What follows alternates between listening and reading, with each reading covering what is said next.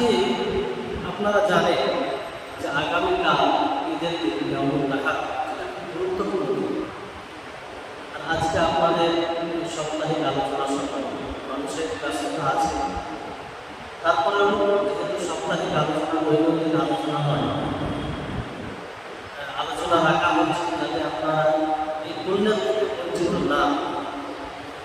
ইনশাআল্লাহ আজকে আলোচনা যেটা করব বিষয় সময়ের সাথে সেটা সম্পৃক্ত। আর বিশেষ করে উপরে বাবা তারা রয়েছেন, তাদের জন্য বিষয়টি বোঝা অনেকটাই জরুরি। বিষয়টা হচ্ছে যে ইব্রাহিম আলাইহিস সালামের জীবনী থেকে, তার কাহিনী থেকে কিছু আকিদাগত শিক্ষা, ওনার জীবনে থেকে অনেক শিক্ষা পাওয়া যায়।